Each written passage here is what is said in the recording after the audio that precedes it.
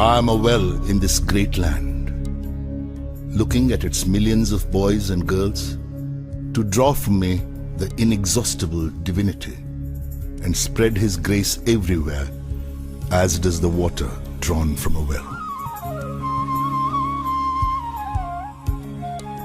This is my story. The story of the son of Jainul Abdin and Ashama. The story of a lad who sold newspapers to help his brother. The story of a pupil reared by Shiva Subramanya Iyer and Ayadore Solomon. The story of a student taught by teachers like Pandale. The story of an engineer spotted by M.J.K. Menon and groomed by the legendary Professor Sarabhai. The story of a scientist tested by failures and setbacks. The story of a leader supported by a large team of brilliant and dedicated professionals.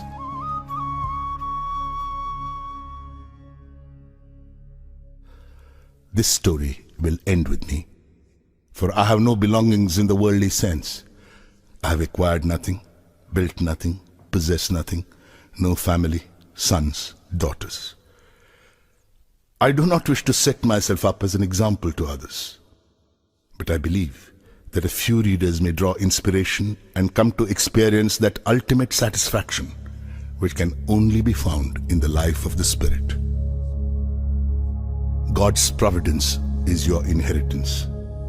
The bloodline of my great-grandfather Aul, my grandfather Pakir, and my father Jainul Abdin may end with Abdul Kalam, but God's grace will never cease, for it is eternal.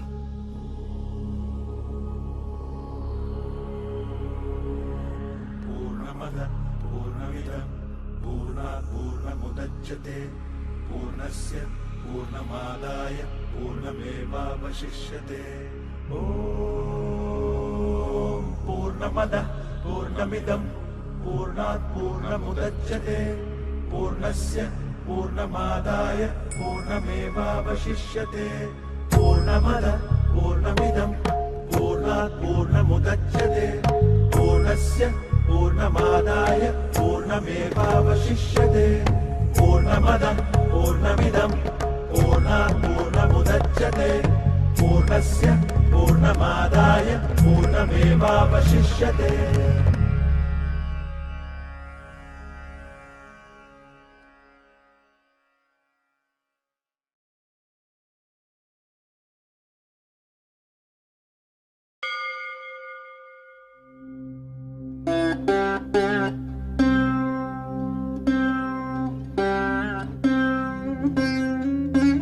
I was born into a middle-class Tamil family in the island town of Rameshwaram. My father, Jainul Abdin, had neither much formal education nor much wealth. Despite these disadvantages, he possessed great innate wisdom and a true generosity of spirit. He had an ideal helpmate in my mother, Ashima. I was one of many children, a short boy with rather undistinguished looks, born to tall and handsome parents. We lived in our ancestral house, which was built in the middle of the 19th century. It was a fairly large Pakka house on the Mosque Street in Rameshwaram. My austere father used to avoid all inessential comforts and luxuries. However, all necessities were provided for. In fact, I would say mine was a very secure childhood, both materially and emotionally.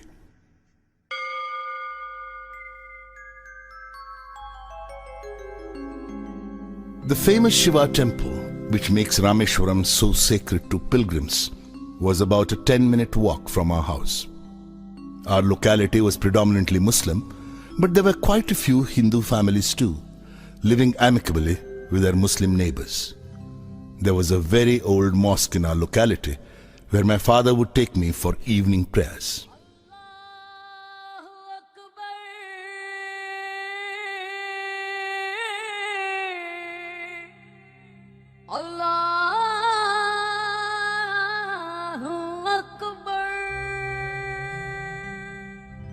The high priest of the Rameshwaram temple, Pakshi Lakshmana Shastri, was a very close friend of my father's. One of the most vivid memories of my early childhood is of the two men, each in his traditional attire, discussing spiritual matters. My father could convey complex spiritual concepts in very simple, down-to-earth Tamil. He once told me, "When troubles come, try to understand the relevance of your sufferings. Adversity always presents opportunities for introspection."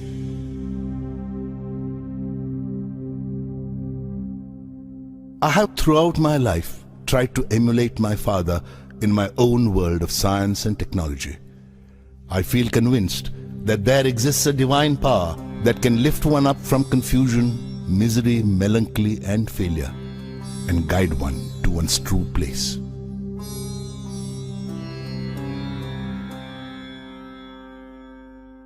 I was about 6 years old when my father embarked on the project of building a wooden sailboat to take pilgrims from Rameshwaram to Dhanushkodi and back. He worked at building the boat on the seashore with the help of a relative, Ahmad Jalaluddin, who later married my sister, Zohra. Ahmad Jalaluddin became a close friend of mine, despite the difference of 15 years in our ages. We used to go for long walks together every evening. As we started from Mosque Street, our first halt would be at the imposing temple of Lord Shiva, where we would circle around the temple with the same reverence as any other pilgrim. Jalaluddin's schooling had been limited, principally because of his family's straitened circumstances. At the time I speak of, he was the only person on the entire island who could write English. He wrote letters for almost anybody in need. Jalaluddin always spoke to me about educated people, of scientific discoveries, of contemporary literature, and of the achievements of medical science. Another person who greatly influenced my childhood was my first cousin, Shamsuddin. He was the sole distributor for newspapers in Rameshwaram and a one-man operation. The newspapers would arrive at Rameshwaram station by the morning train. The Second World War broke out in 1939 when I was 8 years old. Soon India was forced to join the Allied forces and something like a state of emergency was declared. The first casualty came in the form of the suspension of the train halt at Rameshwaram station. The newspapers now had to be bundled and thrown out from the moving train on the Rameshwaram road between Rameshwaram and Dhanushkodi. That forced Shamsuddin to look for a helping hand to catch the bundles, and, as if naturally, I filled the slot. Shamsuddin helped me earn my first wages. Every child is born with some inherited characteristics into a specific socio-economic and emotional environment and trained in certain ways by figures of authority. I inherited honesty and self-discipline from my father. From my mother, I inherited faith in goodness and deep kindness. But it was the time I spent with Jalaluddin and Shamsuddin that perhaps contributed most to the uniqueness of my childhood and made all the difference in my later life.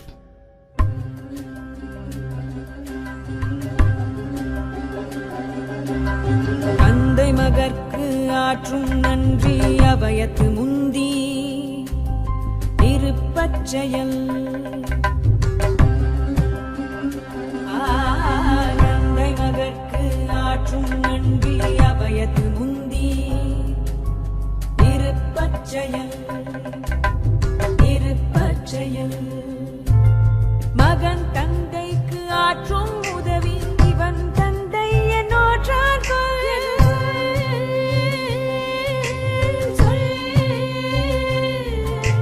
மகன் தந்தைக்கு ஆற்றும் உதவி இவன் தந்தை என்னோற்றார் தந்தை மகற்கு ஆற்றும் நன்றி அபயத்து முந்தி இருப்பச்செயல்.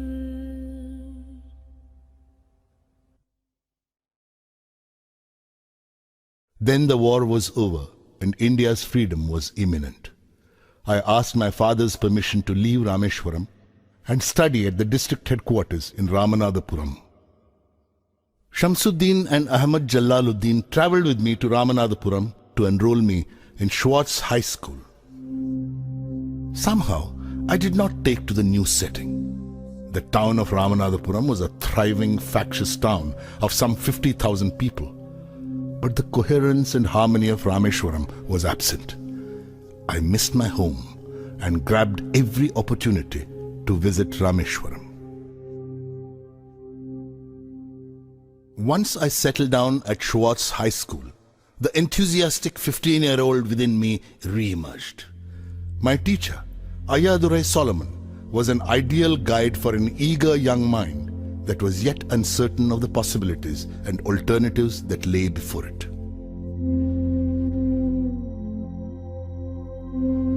During my stay at Ramanathapuram, my relationship with him grew beyond that of teacher and pupil.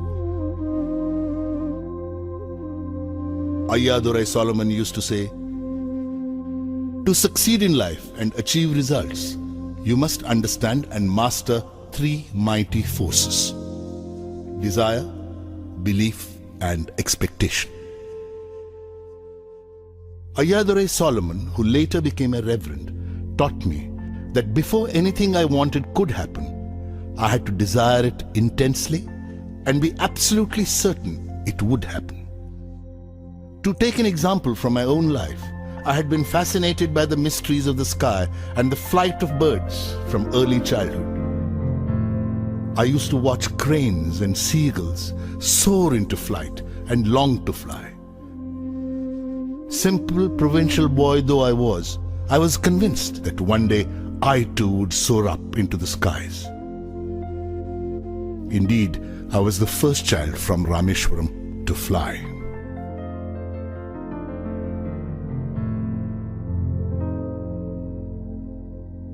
By the time I completed my education at Schwartz, I was a self-confident boy determined to succeed. The decision to go in for further education was taken without a second thought. In 1950, I arrived at St. Joseph's College, Trichy, to study for the intermediate examination. When I later joined the BSc degree course at St. Joseph's, I was unaware of any other option for higher education. Nor did I have any information about career opportunities available to a student of science. Only after obtaining a BSc did I realize that physics was not my subject. I had to go into engineering to realize my dreams. I wonder why some people tend to see science as something which takes man away from God. For me, science has always been the path to spiritual enrichment and self-realization.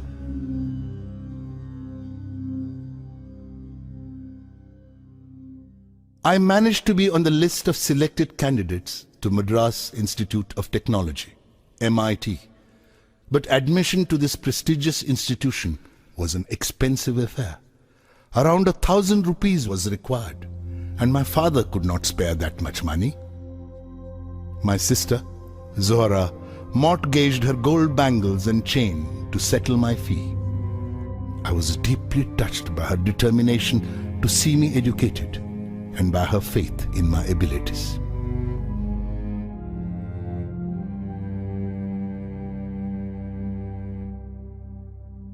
What fascinated me most at MIT was the sight of two decommissioned aircrafts displayed there. I felt a strange attraction towards them and would sit near them long after other students had gone back to the hostel. After completing my first year, when I had to opt for a specific branch, I almost spontaneously chose aeronautical engineering. In the course of my education at MIT, 3 teachers shaped my thinking: Professor Sponder, Professor K.A.V. Pandale, and Professor Narsingrao. Professor Sponder taught me technical aerodynamics. I consulted him before opting for aeronautical engineering. He told me that one should never worry about one's future prospects. Instead, it was more important to lay sound foundations, to have sufficient enthusiasm and an accompanying passion for one's chosen field of study. I myself would like to tell all novitiate engineering students that when they choose their specialization, the essential point is to consider whether the choice articulates their inner feelings and aspirations. Professor K.A.V. Pandalai taught me aerostructure design and analysis. He was a cheerful, friendly and enthusiastic teacher who brought a fresh approach to every year's teaching course. Professor Narsingh Rao was a mathematician who taught us theoretical aerodynamics. After attending his classes, I began to prefer mathematical physics to any other subject.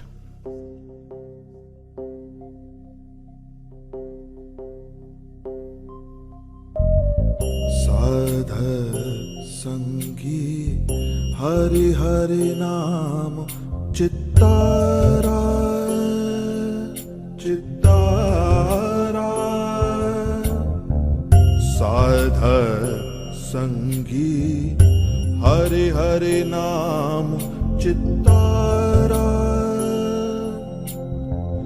Sahaji Anandu Hove Dinu Rati Ankur Bhalo Hamara Sadha Sangi Sadha Sangi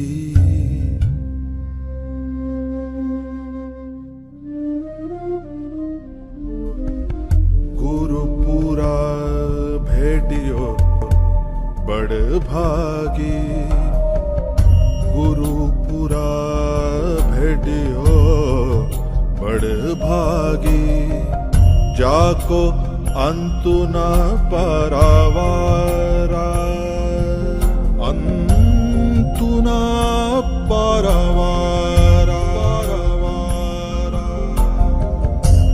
Nanak Sarani Gahi Swami Ki Punaha Punaha Namaskara Sadha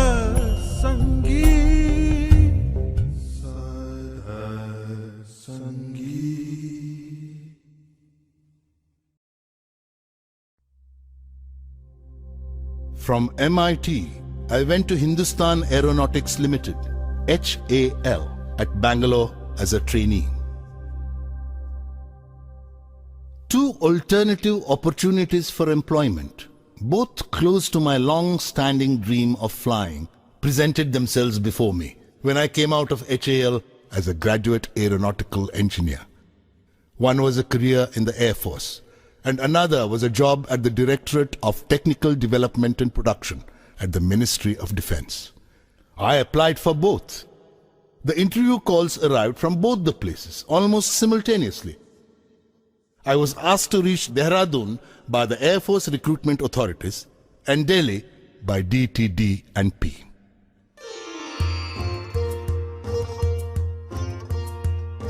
My destination was more than 2,000 kilometers away and was to be my first encounter with the vastness of my motherland. Through the window of the compartment, I watched the countryside slip past. It is astonishing how the landscape changes as one moves northwards. I halted for a week in Delhi and appeared for the interview at DTD&P. I did well at the interview. Then I proceeded to Dehradun for my interview at the Air Force Selection Board. I could only finish 9th in the batch of 25.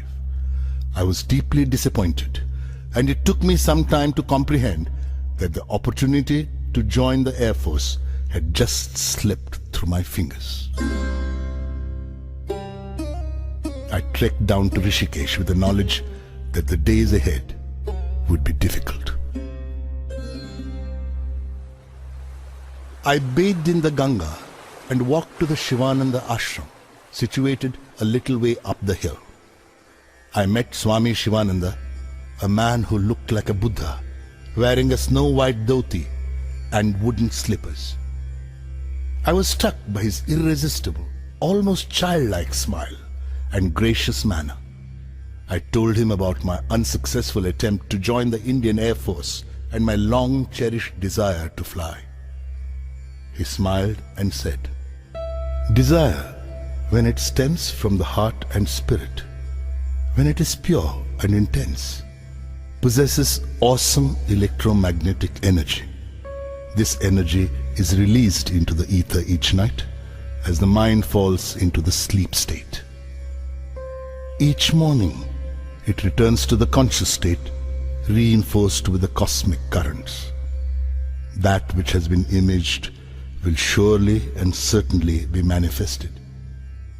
You can rely, young man, upon this ageless promise as surely as you can rely upon the eternally unbroken promise of sunrise and of spring." I returned to Delhi and inquired at the DTDP about the outcome of my interview. In response, I was handed my appointment letter. I joined the next day as senior scientific assistant on a basic salary of rupees 250 per month. 3 years passed. Then the Aeronautical Development Establishment, ADE, was born in Bangalore, and I was posted to the new establishment.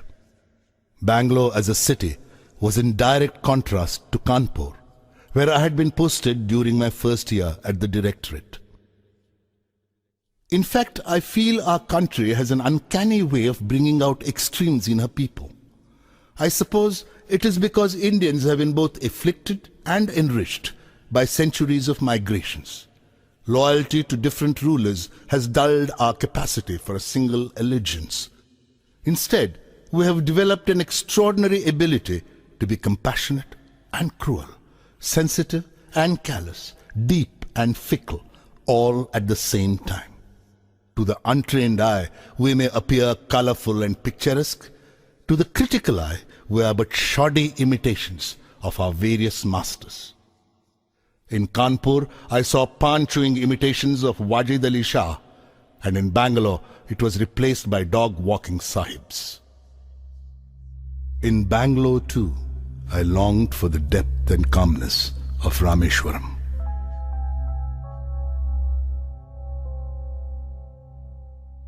The workload at ADE during the first year was quite light. A project team was formed to design and develop an indigenous hovercraft prototype in 3 years. The hovercraft, completed ahead of schedule, was christened Nandi, after the bull ridden by Lord Shiva. For a prototype, the form, fit and finesse was beyond our expectations. However, to my great disappointment, the project became mired in controversies and had to be shelved. Professor M.G.K. Menon, director of the Tata Institute of Fundamental Research, paid us a surprise visit one day. Asking me several questions about Nandi, he requested a 10-minute ride in the hovercraft with me.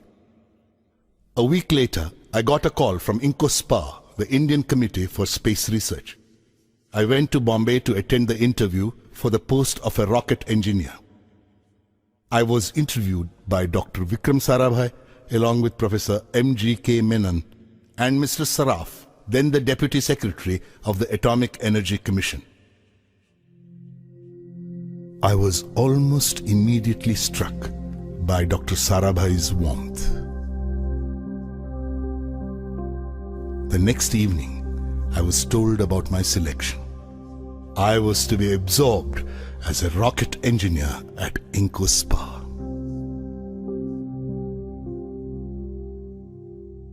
Sometime in the latter half of 1962, INCOSPA took the decision to set up the Equatorial Rocket Launching Station at Thumba, a sleepy fishing village near Trivandrum in Kerala.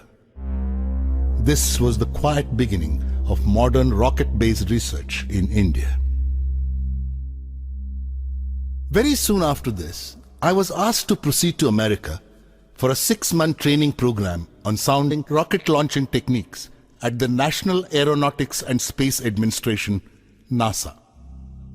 I took some time off before going abroad and went to Rameshwaram. My father was very pleased with this opportunity that had come my way. He took me to the mosque and organized a special namaz in thanksgiving.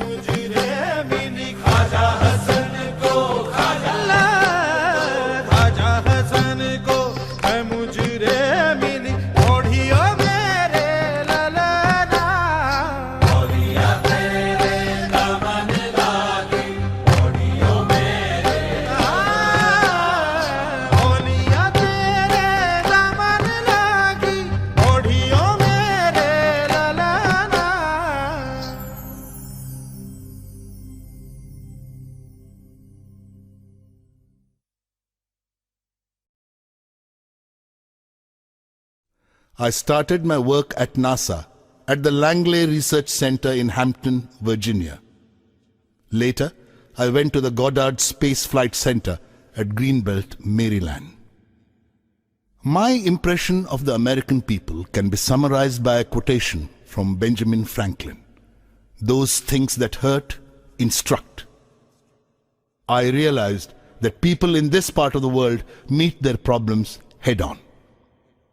What makes life in Indian organizations difficult is the widespread prevalence of contemptuous pride. It stops us from listening to our juniors, subordinates, and people down the line. You cannot expect a person to deliver results if you humiliate him, nor can you expect him to be creative if you abuse him or despise him. The line between firmness and harshness, between strong leadership and bullying, between discipline and vindictiveness is very fine. But it has to be drawn. On the 21st of November 1963, soon after my return from NASA, India's first rocket launch took place.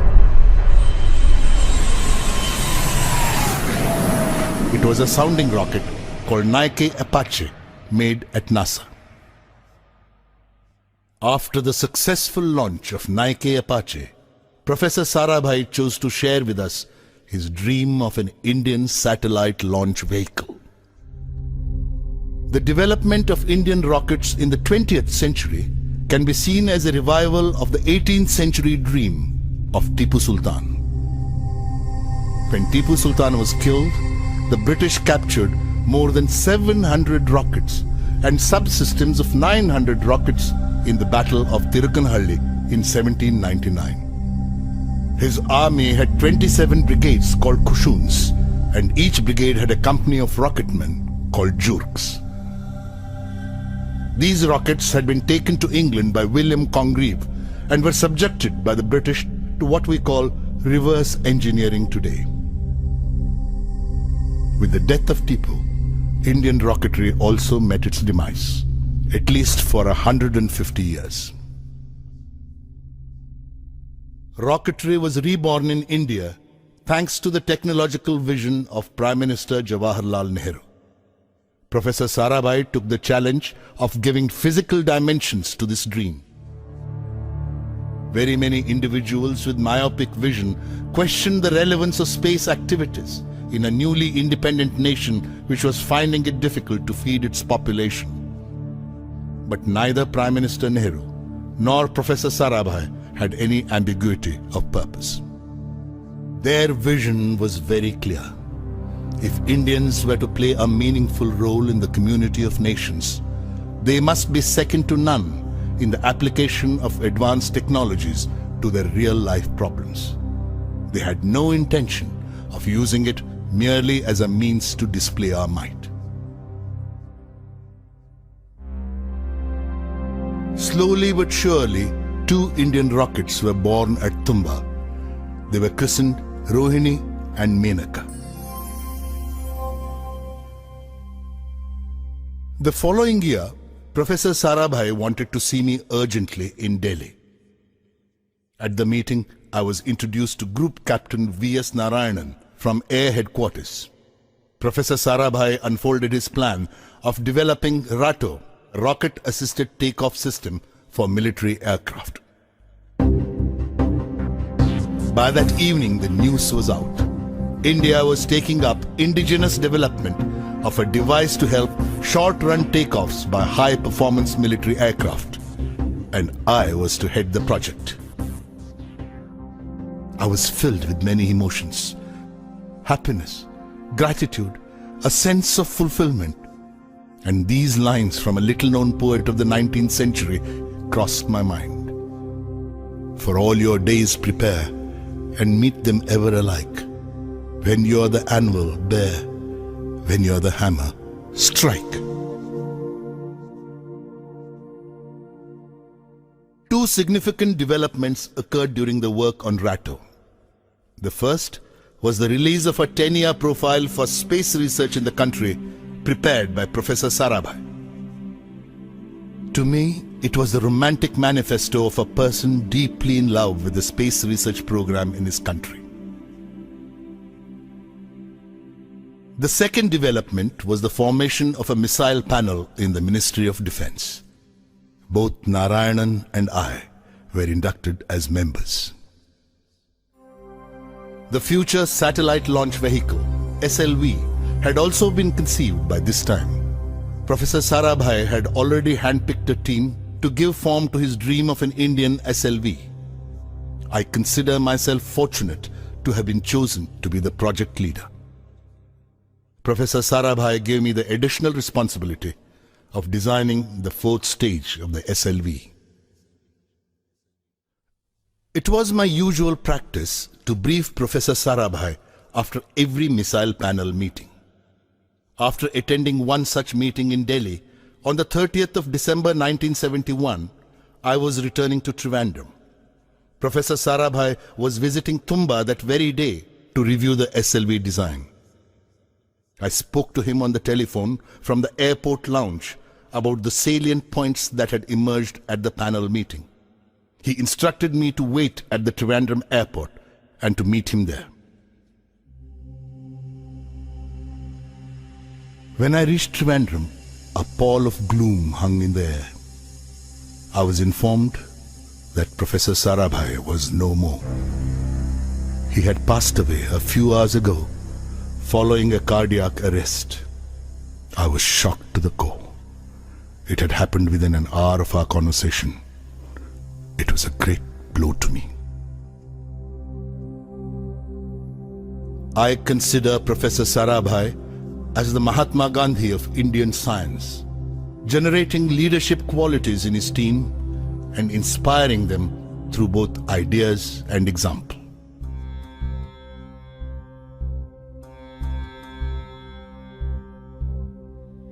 Nanati batuku natakamu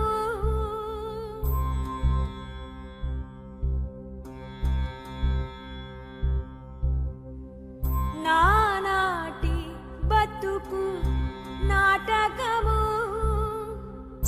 Kanaga kannadi kaivalyamu Kanaga kannadi kaivalyamu Nanati batuku natakamu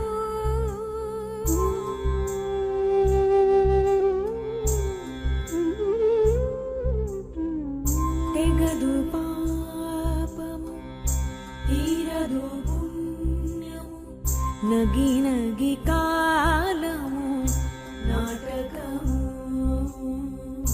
Tegadu papamu Tiradu punyamu Nagi nagi kalamu Natakamu Yaguvanashi Venkateshwarude Yaguvanashi Venkateshwarude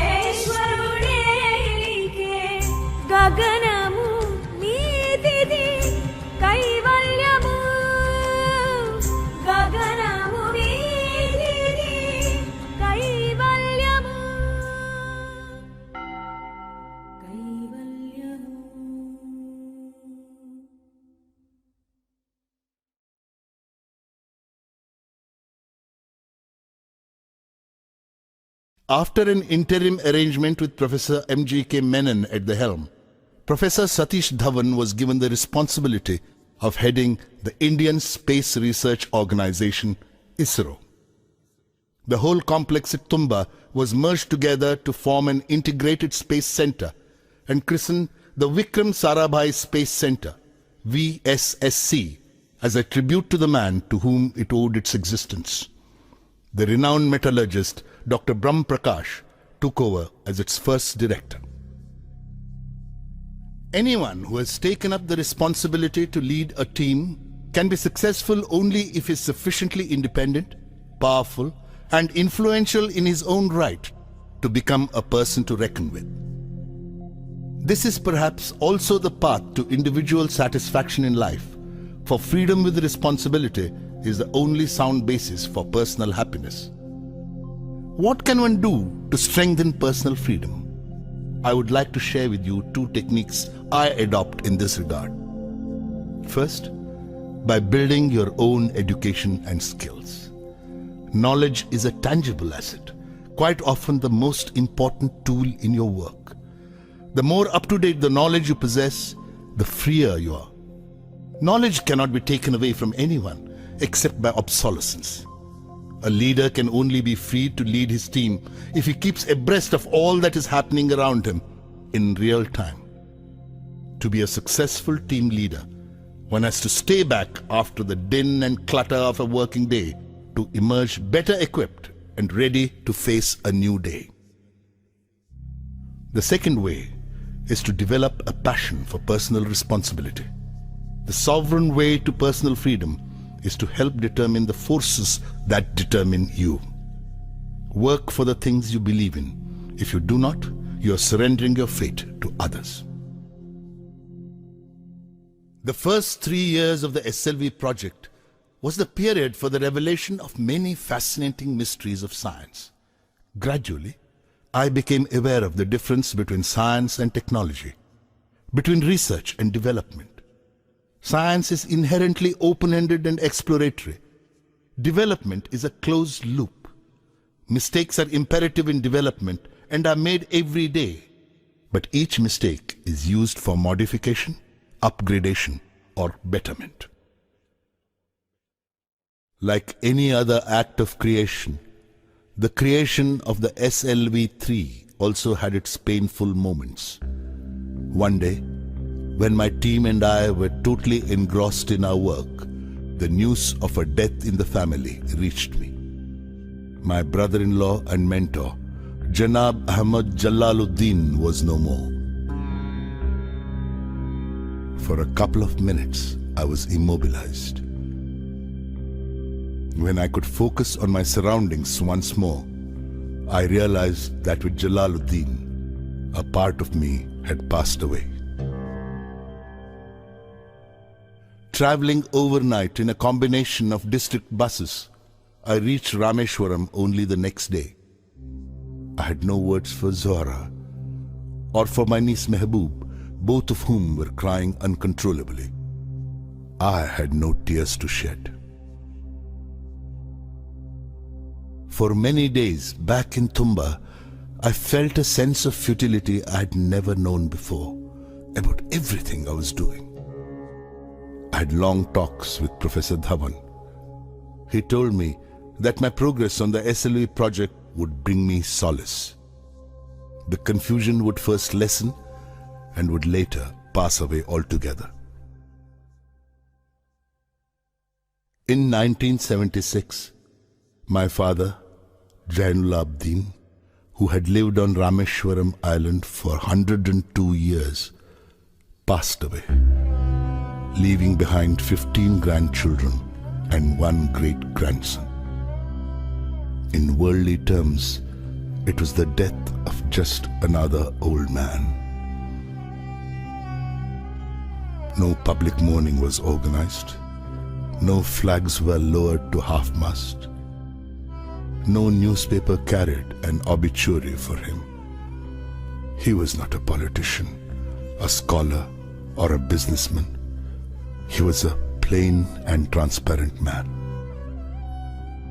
His life inspired the growth of all that was benign and angelic, wise and noble.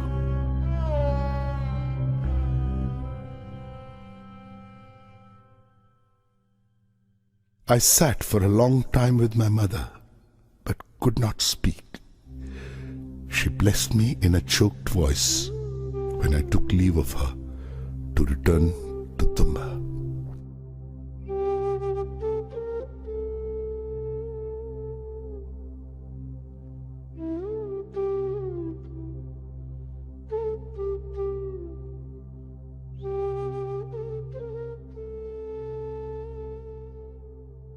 The SLV-3 Apogee rocket, scheduled to be flight tested in France, was mired with problems. I had to rush to France to sort them out. Before I could depart, I was informed that my mother had passed away. With 3 deaths in the family, I needed total commitment to my work in order to keep performing. The desire to work at optimum capacity leaves hardly any room for anything else.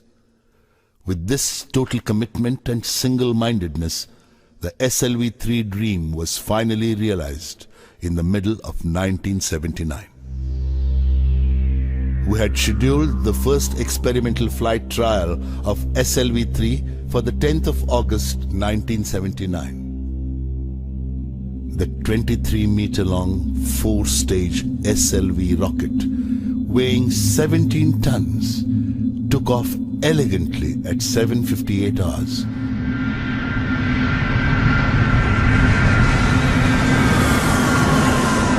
Stage 1 performed to perfection.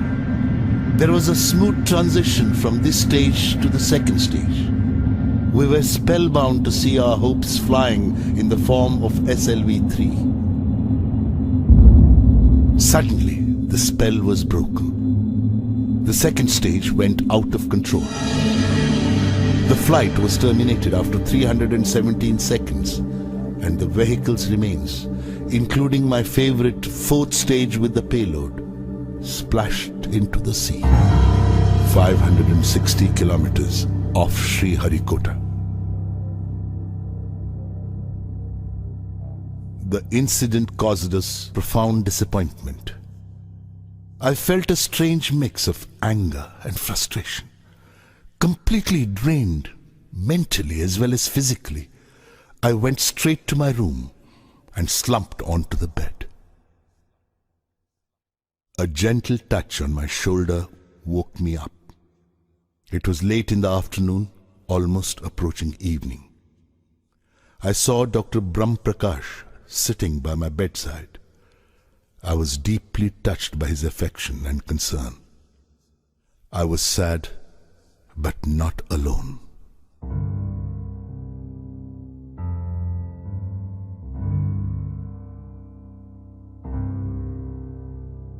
A post-flight review established that the mishap occurred because of the failure of the second stage control system.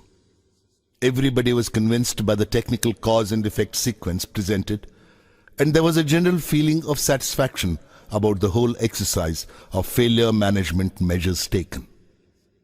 I was still unconvinced though, and felt restless. On the spur of the moment, I stood up and addressed Professor Dhawan. Sir, even though my friends have technically justified the failure, I take the responsibility for judging the RFNA leak detected during the final phase of countdown as insignificant. As a mission director, I therefore take responsibility for the SLV-3 failure.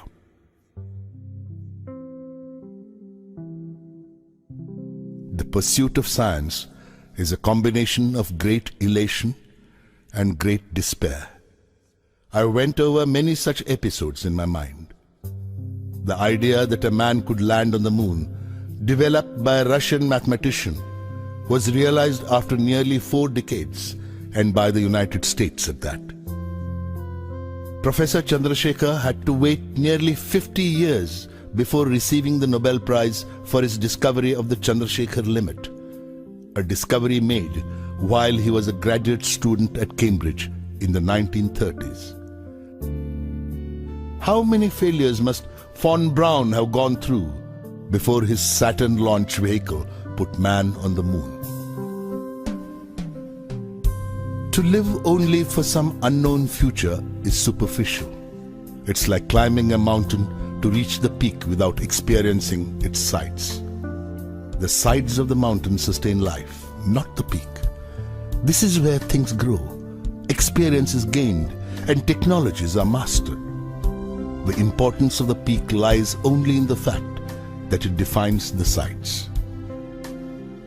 I went in little steps, just one step after another, but each step towards the top.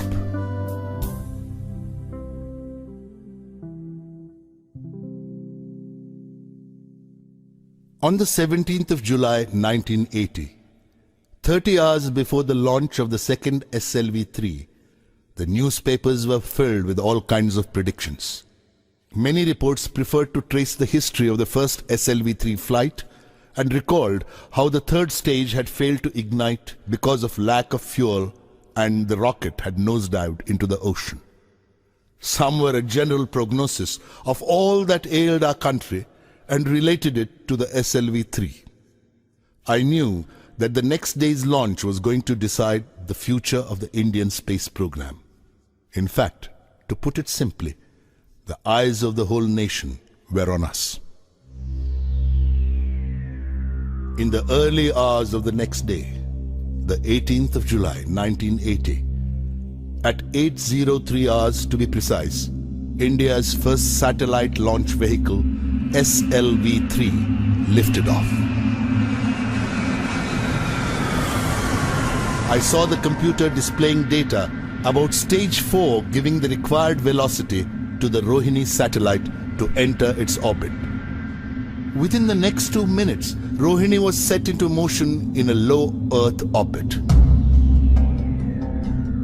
I spoke in the midst of screeching decibels the most important words I have ever uttered in my life. Mission Director calling all stations. Stand by for an important announcement. All stages perform to mission requirements. The fourth stage apogee motor has given the required velocity to put Rohini satellite into orbit. There were happy cries everywhere. When I came out of the blockhouse, I was lifted onto the shoulders of my jubilant colleagues and carried in a procession. The whole nation was excited. India had made its entry into the small group of nations which possessed satellite launch capability. It was both the culmination of a national dream and the beginning of a very important phase in our nation's history. Prime Minister Indira Gandhi cabled her congratulations. But the most important reaction was that of the Indian scientific community. Everybody was proud of this 100% indigenous effort. I experienced mixed feelings. I was happy to achieve the success which had been evading me for the past 2 decades, but I was sad because the people who had inspired me were no longer there to share my joy. My father, my brother-in-law Jalaluddin, and Professor Sarabhai. The credit for the successful SLV-3 flight goes first to the giants of the Indian space program, Professor Sarabhai in particular, who had preceded this effort.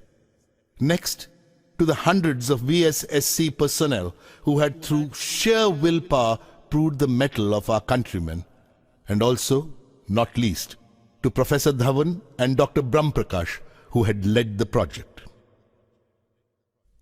Within a month of the SLV-3 success, I received a call from Professor Dhawan in Delhi, asking me to join him the next morning to meet the Prime Minister, Mrs. Indira Gandhi. I had a small problem. It had to do with my clothes. I was dressed casually, as is my wont, and wearing slippers. not by any standards of etiquette, suitable attire in which to meet the Prime Minister. When I told Professor Dhawan about this problem, he told me not to worry about my dress. "You are beautifully clothed in your success," he quipped. Professor Dhawan and I arrived at the Parliament House Annex the next morning. There were about 30 members of the Lok Sabha and Rajya Sabha in the room. Professor M.G.K. Menon and Dr. Nag Chowdhury were also present. Srimati Gandhi spoke to the members about the success of the SLV-3 and lauded our achievement. In January 1981, the renowned nuclear scientist, Professor Raja Ramanna, invited me for a private meeting. The Devil missile program had been shelved in spite of tremendous achievements made by Narayanan and his team at the Defence Research and Development Laboratory, DRDL. The entire program of military rockets was reeling under a persistent apathy. Professor Ramanna asked me if I would like to join DRDL and shoulder the responsibility of shaping their guided missile development program. I felt honored by the esteem in which Professor Ramanna held me. Republic Day 1981 brought with it a pleasant surprise: the conferment of the Padma Bhushan Award on me. I filled my room with the music of Bismillah Khan's Shehnai. The music took me to another time, another place. I visited Rameshwaram and hugged my mother. My father ran his caring fingers through my hair. My mentor, Jalaluddin, announced the news to the crowd gathered on Mosque Street.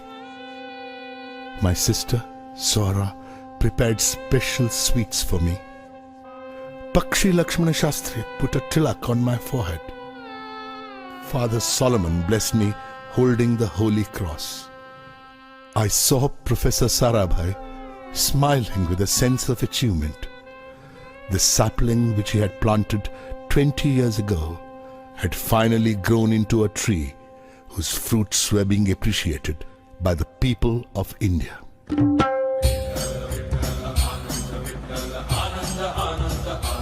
Oh, Anandache dohi, Ananda taranga, Anandache dohi, Ananda taranga, Ananda chiyanga, Anandache, Ananda chiyanga, Anandache, Anandache dohi, Ananda taranga, Anandache dohi, Ananda taranga.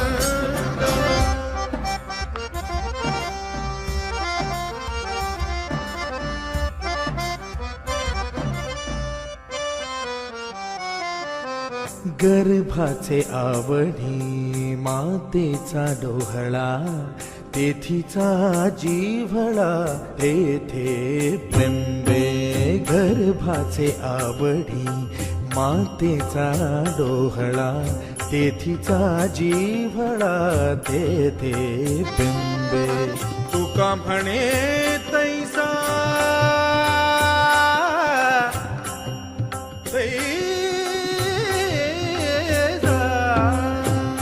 म्हणे तैसा ओतला ठसा अनुभव सरीसा मुखाला आनंदाचे डोई आनंद तरंग आनंदाची अंग आनंदाचे आनंदाचे डोई आनंद तरंग.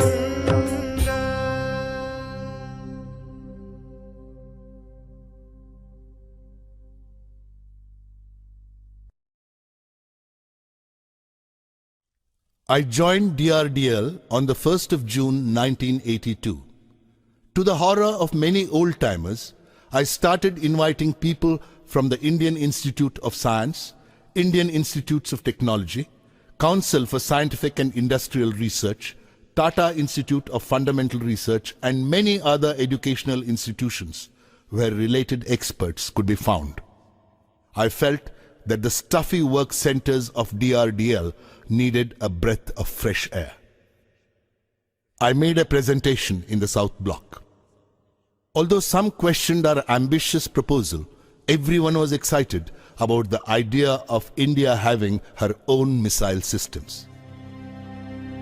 When the Defence Minister, R. Venkatraman, suggested that we launch an integrated guided missile program instead of making missiles in phases, we could not believe our ears. The proposal of the missile development project had been turned overnight into the blueprint of an integrated program with far-reaching consequences. When I presented the government-sanctioned letter before the Missile Technology Committee at DRDL, they were enthused with fire and action. The proposed projects were christened in accordance with the spirit of India's self-reliance. Thus, the surface-to-surface weapon system became Prithvi, the Earth. The tactical core vehicle was called Trishul, the trident of Lord Shiva. The surface-to-air defense system was named Akash, the sky, and the anti-tank missile project Nag, Cobra. I gave the name Agni, fire, to my long-cherished dream of REX, Re-Entry Experiment Launch Vehicle. Dr. Arunachalam came to DRDL and formally launched the Integrated Guided Missile Development Program on the 27th of July, 1983. It was a great event in which every single employee of DRDL participated. Everybody who was somebody in Indian aerospace research was invited. This was the second most significant day in my career, next only to the 18th of July 1980, when the SLV-3 had launched Rohini into the Earth's orbit.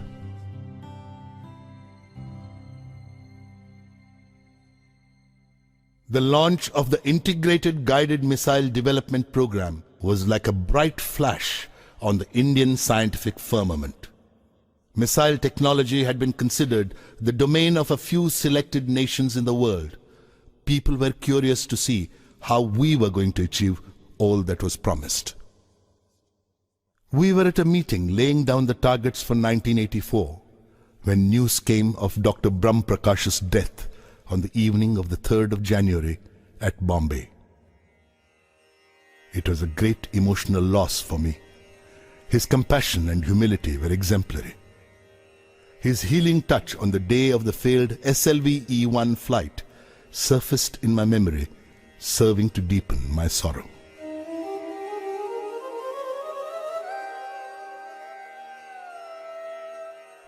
If Professor Sarabhai was the creator of VSSC, Dr. Brahm Prakash was the executor. He had nurtured the institution when it most needed nourishment. His humility mellowed me and helped me discard my aggressive approach. His humility did not consist merely in being modest about his talents or virtues, but in respecting the dignity of all those who worked under him and in recognizing the fact that no one is infallible, not even the leader.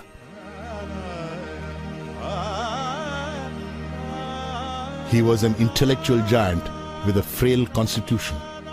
He had a childlike innocence, and I always considered him a saint among scientists.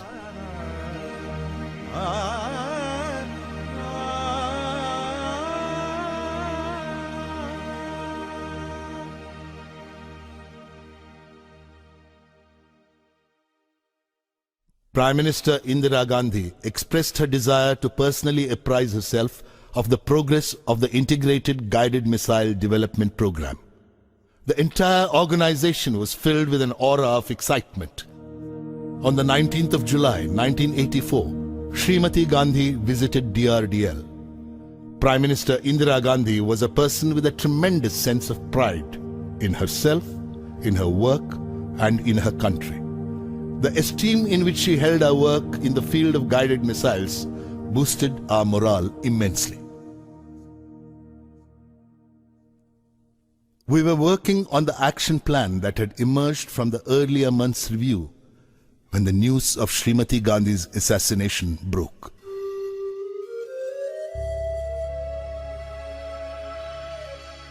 Srimati Gandhi's death was a tremendous loss to the scientific community. She had given impetus to scientific research in the country.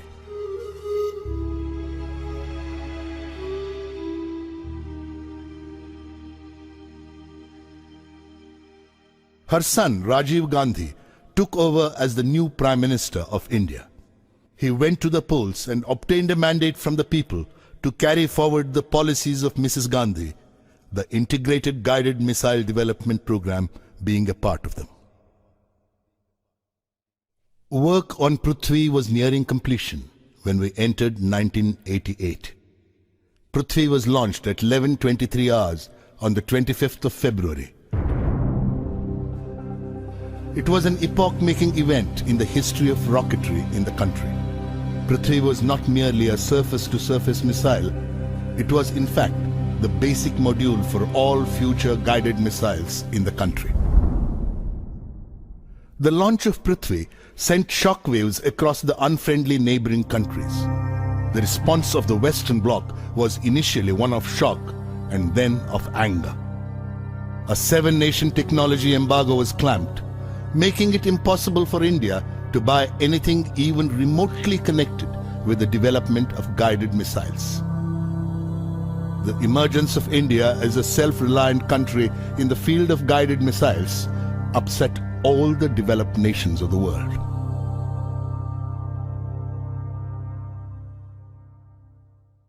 The Agni team was comprised of more than 500 scientists. Many organizations were networked to undertake this huge effort of launching Agni. The Agni launch had been scheduled for the 20th of April 1989. This was going to be an unprecedented exercise. Unlike space launch vehicles, a missile launch involves wide-ranging safety hazards. All activities preparatory to the launch went according to schedule. We had decided to move the people living in nearby villages to safety at the time of the launch. This attracted media attention and led to much controversy. By the time the 20th of April 1989 arrived, the whole nation was watching us. Foreign pressure was exerted through diplomatic channels to abort the flight trial, but the Indian government stood behind us like a rock and staved off any distraction to our work.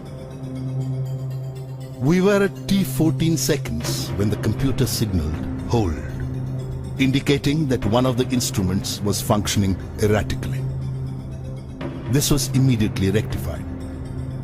Meanwhile, the downrange station asked for a hold. In another few seconds, multiple holds were necessitated, and this resulted in irreversible internal power consumption. We had to abort the launch. The missile had to be opened up to replace the onboard power supplies. The press was up in arms and fielded various interpretations of the postponement of the flight to suit the fancies of the readership. Cartoonist Sudhir Dar sketched a shopkeeper returning a product to the salesman, saying that like Agni, it would not take off. Another cartoonist showed one Agni scientist explaining that the launch was postponed because the press button did not make contact. The Hindustan Times showed a leader consoling press reporters. There is no need for any alarm. It's a purely peaceful, non-violent missile. After a detailed analysis conducted virtually round the clock for the next 10 days, our scientists had the missile ready for launch on the 1st of May, 1989. But again, during the automatic computer checkout period at T10 seconds, a hold signal was indicated. A closer inspection showed that one of the control components, S1 TVC, was not working according to the mission requirements. The launch had to be postponed yet again. Now, such things are very common in rocketry and quite often happen in other countries too. But the expectant nation was in no mood to appreciate our difficulties. The Hindu carried a cartoon by Keshav, showing a villager counting some currency notes and commenting to another, "Yes, it's the compensation for moving away from a hut near the test site. A few more postponements and I can build a house of my own." Another cartoonist designated Agni as IDBM, intermittently delayed ballistic missile. Amul's cartoon suggested that what Agni needed was to use their butter as fuel. Detailed analysis of the component failure during the second attempt led to the refurbishment of the control system. Finally, the launch was scheduled for the 22nd of May. The previous night, Dr. Arunachalam, General K.N. Singh and I were walking together with the Defence Minister, K.C. Pant. It was a full moon night. It was high tide, and the waves crashed and rolled as if singing of God's glory and power. Would we succeed with the Agni launch tomorrow? This question was foremost in all our minds.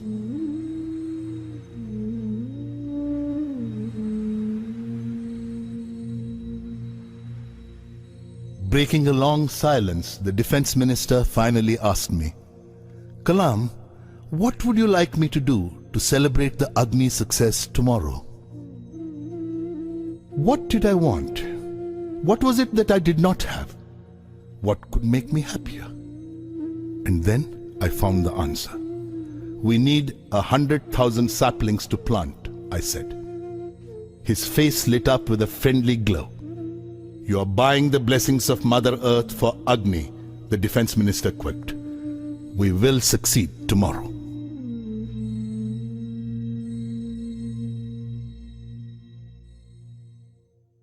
The next day, Agni took off at 7:10 hours. It was a perfect launch.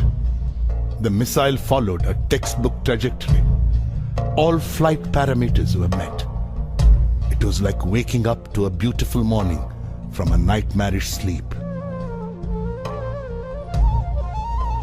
We had reached the launch pad after 5 years of continuous work at multiple work centers. We had lived through the ordeal of a series of snags in the last 5 weeks.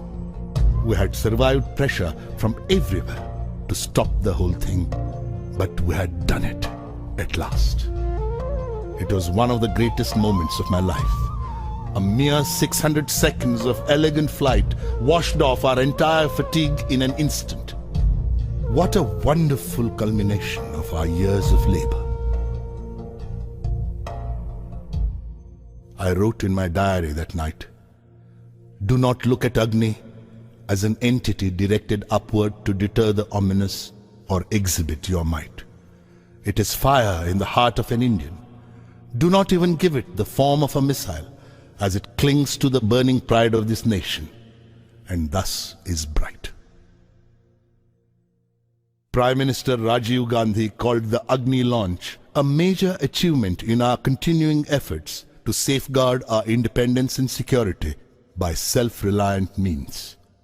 The technology demonstration through Agni is a reflection of our commitment to the indigenous development of advanced technologies for the nation's defense. Till the Agni launch, the Indian Armed Forces had been structured for a strictly defensive role, to safeguard our nation, to shield our democratic processes from the turbulence in the countries around us, and to raise the cost of any external intervention to an unacceptable level. With Agni, India had reached the stage where she had the option of preventing wars involving her. Swadharmam api chavekshya na vikampitum arhasi dharmyati yuddhachreyo kshatriyasya na vidyate. Swadharmam api chavekshya na vikampitum arhasi dharmyati yuddhachreyo kshatriyasya na vidyate. Adachetvam imam dharmyam sangramam na karishyasi tadaswadharmam kirtim cha hitva papam avapsyasi. Hitva papam avapsyasi.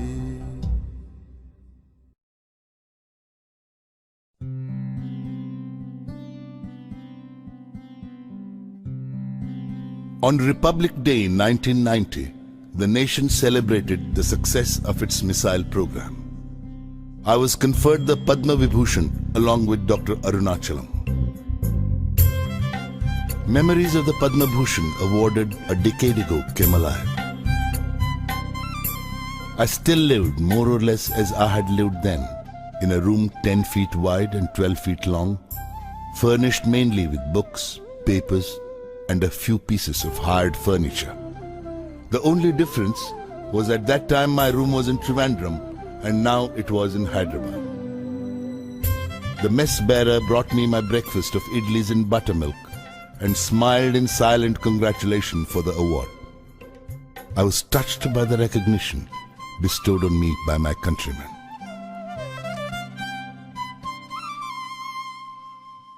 A large number of scientists and engineers leave this country at their first opportunity to earn more money abroad.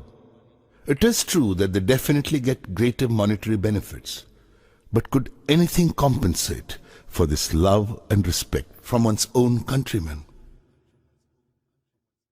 On the 15th of October, 1991, I turned 60.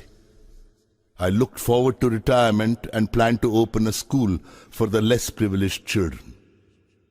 It was during this period that I decided to put down my memoirs and express my observations and opinions on certain issues.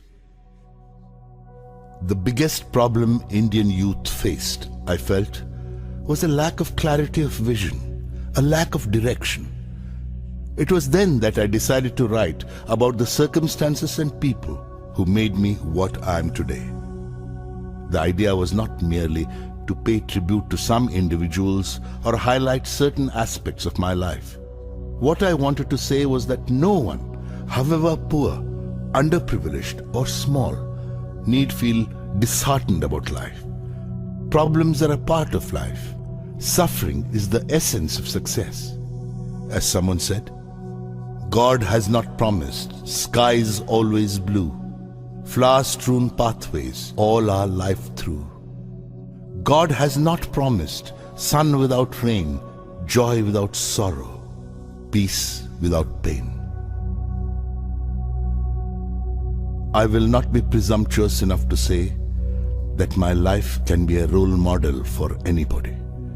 But some poor child living in an obscure place, in an underprivileged social setting, may find a little solace in the way my destiny has been shaped. It could perhaps help such children liberate themselves from the bondage of their illusory backwardness and hopelessness. Irrespective of where they are right now, they should be aware that God is with them. And when He is with them, who can be against them? Let the latent fire in the heart of every Indian acquire wings, and the glory of this great country light up the sky.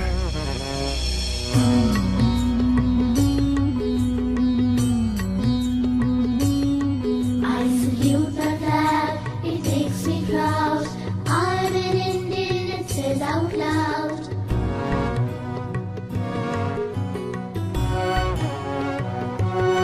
I salute my flag, it makes me proud. I'm an Indian, it says out loud. See my colors, I on my flag, saffron, white and green, make me glad. See my colors, I on my flag, saffron, white and green, make me glad. I salute my flag, it makes me proud. I'm an Indian, it says out loud. The Ashoka Chakra, blue on white, spins for progress, flying high. The Ashoka Chakra, blue on white, spins for progress, flying high. I salute the flag, it makes me proud. I'm an Indian, it says out loud.